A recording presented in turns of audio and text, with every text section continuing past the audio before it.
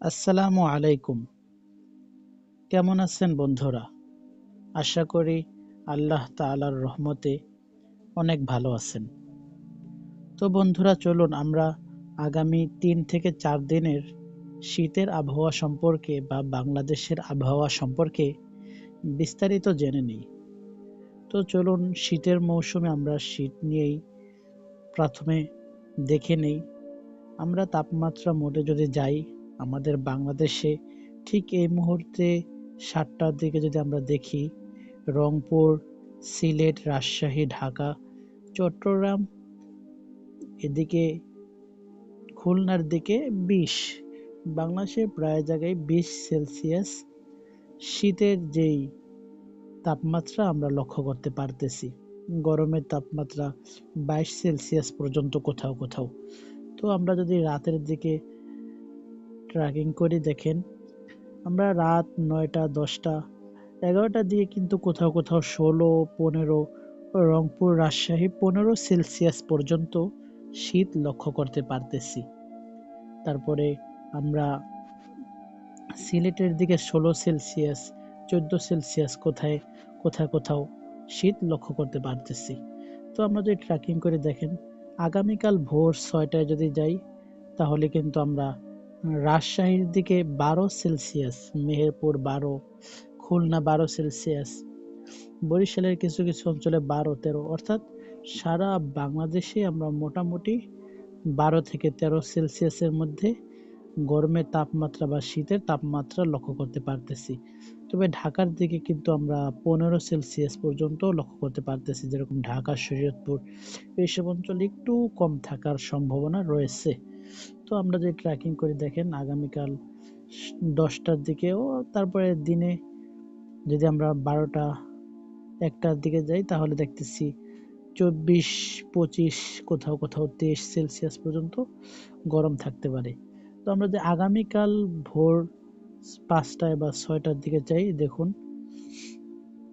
মঙ্গলবার যদি ৬টার দিকে যাই, তাহলে দেখতেছি সোমবারের তুলনায় মঙ্গলবার শীত একটু কম থাকার সম্ভাবনা রয়েছে। তো আমরা যদি আবার দুপুরের দিকে যাই,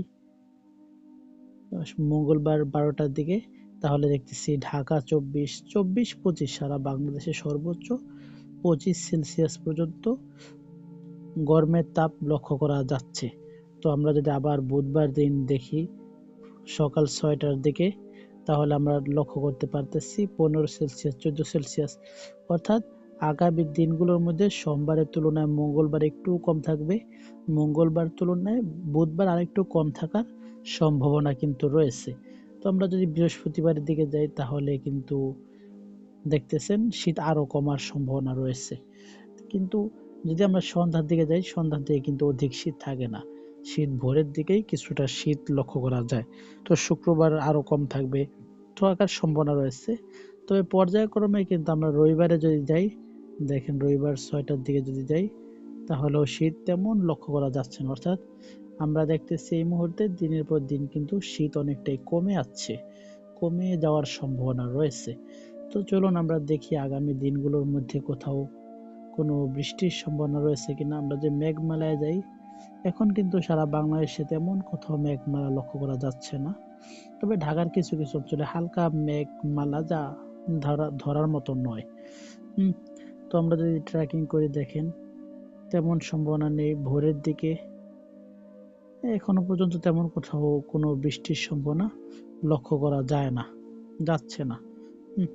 আর যদি আমরা দেখি একেবারে আগামী দিনগুলোর মধ্যে কোথাও কি পরিমাণ বৃষ্টি থাকতে পারে আগামী ৭ থেকে ৮ দিনের মধ্যে, চলুন আমরা যদি দেখি বৃষ্টির পরিমাণ, তাহলে আমরা এই মুহূর্তে যদি আগামী ১২ ঘন্টা, ১ দিন, ২ দিন, ৪ দিন, আগামী ৪ দিনের মধ্যে কিন্তু আমরা কোনো বৃষ্টি লক্ষ্য করতে পারতেছি না।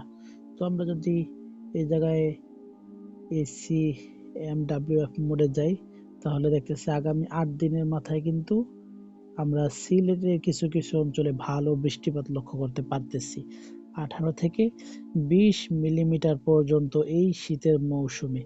তো এই বৃষ্টি কিন্তু ময়মনসিংহ, সিলেটের দিকে হওয়ার সম্ভাবনা রয়েছে। দেখেন আগামী 4 দিনের মধ্যে কোনো বৃষ্টির সম্ভাবনা নেই বাংলাদেশে। তবে যদি 8 দিনের মাথায় যাই তাহলে এই যে লক্ষ্য করতে পারতেছেন এই যে স্থানে লক্ষ্য করা যাচ্ছে বৃষ্টির পরিমাণ প্রায় ভালো। এই যে এখানে দেখতেছেন বৃষ্টির পরিমাণ পুরা 12, 13, 14, 15, 18 মিলিমিটার পর্যন্ত বৃষ্টিপাত হবার সম্ভাবনা রয়েছে এই শীতের মৌসুমে। তো বন্ধুরা মোটামুটি তাছাড়া বাংলাদেশ আর কোথাও তেমন কোনো বৃষ্টিপাতের সম্ভাবনা নেই।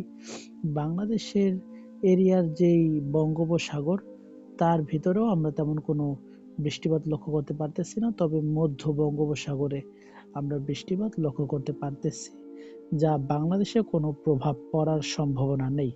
তো বন্ধুরা আজ এ পর্যন্ত, ইনশাল্লাহ আগামীকালকে আবার পরবর্তী দিনের আবহাওয়া নিয়ে ভিডিও নিয়ে আসা হবে। সকলে ভালো থাকুন, সুস্থ থাকুন। আসসালামু আলাইকুম।